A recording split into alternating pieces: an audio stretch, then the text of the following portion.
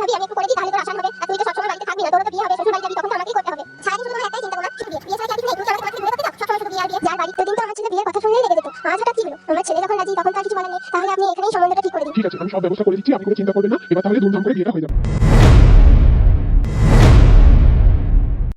মেষ এবং চন্দ্রার বিয়ে হয়ে যায়। চন্দ্রা, তোমার কি হয়েছে? কিছুদিন থেকে দেখছি চুপচাপ আছো, কিছু বলছো না। কিছু কি সমস্যা হয়েছে আমাকে বলো। না না, আমার এখানে কোনো সমস্যা হয়নি, কিন্তু আমার মা বাড়িতে একা আছে তো, আর ওনার খুব শরীর খারাপ, তার জন্য চিন্তা হচ্ছে, বাস এটুকুই, আর কিছু না। ও, এই ব্যাপার। তাহলে চলো, কিছুদিনের জন্য আমি তোমাকে বাবার বাড়িতে রেখে আসছি। তুমি ওখানে কিছুদিন থাকবে, তাহলে মায়েরও ভালো লাগবে, মানে শাশুড়ি মায়েরও ভালো লাগবে আর তোমারও ভালো লাগবে। হ্যাঁ, সেটা তো কিছুদিনের জন্য, কিন্তু আমি ভাবছিলাম যদি মাকে এখানে আনা যায় তাহলে কি কোনো অসুবিধা হবে তোমাদের? এটা তোমার শ্বশুর বাড়ি, সেটা কি তোমার মনে নেই? আর আমি এখানে যেমন ভাবে বলবো সেরকমই তোমাকে থাকতে হবে।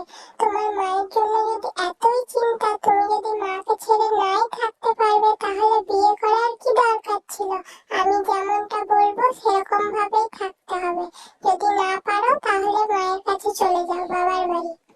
এমনটা যদি করতেই হয় তাহলে আমি আমার মায়ের সাথেই থাকবো, আর আপনার ছেলে যদি আপনার থেকে দূরে থাকতো তাহলে আপনি আমার মায়ের কষ্টটা বুঝতে পারতেন। আমার কারোর কষ্ট বোঝার দরকার নেই, আমি যেমনটা বলেছি সেরকম থাকো, না হলে তুমি চলে যাও। কিন্তু মা, এমনটা কি করে হয়? কিচ্ছু কিন্তু না, আমি যেটা বলে দিয়েছি সেটাই হবে। এরপর আমি আর একটা কোনো শব্দও শুনতে চাই না।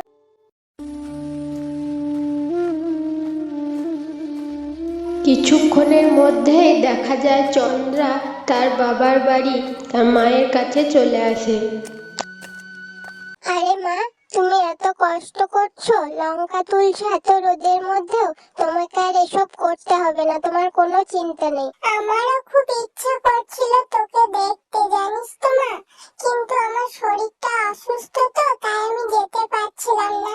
কিন্তু তুই একা কেন এলি? জামাই কোথায়? ও বাজার পর্যন্ত ছেড়ে দিয়ে গেছে, পরে আসবে বলেছে। কিন্তু তোমার শরীর তো খুবই অসুস্থ মনে হচ্ছে। অসুস্থ হলে কি করব বল? তখন তুই ছিলিস, আমার সেবা করতিস, আমি ভালো হয়ে যেতাম। এখন তোকে বিয়ে দিয়ে দিয়েছি, শ্বশুর বাড়ি পাঠিয়ে দিয়েছি, এখন কে আমার সেবা করবে বল? তোমাকে আর কোনো চিন্তা করতে হবে না, এবার থেকে আমি এখানেই থাকবো, তোমার দেখাশোনা করব। আর গাছগুলোরও তো কেমন খারাপ অবস্থা হয়ে গেছে, গাছগুলোকেও তো ঠিক করতে হবে। আর আমরা এবার বাজারে শুধু লঙ্কা নয়, লঙ্কা দিয়ে বানানো কচুরিও বিক্রি করব। তুই আমার কাছে থাকবি? তোর শাশুড়ি মা খারাপ কিছু মনে করবে না? আমি শাশুড়ি মাকে বলেছিলাম তোমাকে ওখানে নিয়ে যাবার জন্য, কিন্তু উনি রাজি হননি, তাই আমি এখানে চলে এসেছি তোমার কাছে থাকবো বলে।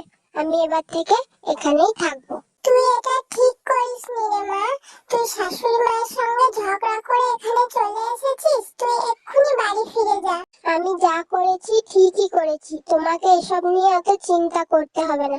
চলো ভেতরে চলো, নতুন কাজের জন্য তৈরি হতে হবে তো। আরে দেবী রানী, তুমি এখানে বসে আছো আর সবাই তো তোমাকে ওদিকে খুঁজছে। কে তুমি? আর এরকম বেকার কথা বলছো কেন আমার সাথে? আমি তো আপনার ভালোর জন্যই এসেছি, আর আপনি যদি আমার কথা না শোনেন তাহলে আপনার লোকসানই হবে। লোকসান?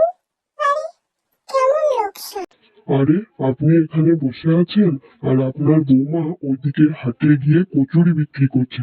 সবাই তো কথা বলছে যে বড়লোক বাড়িতে বিয়ে হয়েছে আর এরকম কচুরি বিক্রি করছে। এবার বলুন, কাদের নামে বদনাম করছে সবাই? আপনাদেরই তো, তাই না? ছেলের কথা মেনে খুব বড় ভুল করেছি, ওর সাথে বিয়ে না দিলেই ভালো হতো। বিয়েটা দিয়ে খুব বড় ভুল করেছি, এবার তো সবার সামনে আমাদেরকে কেমন ছোট করছে।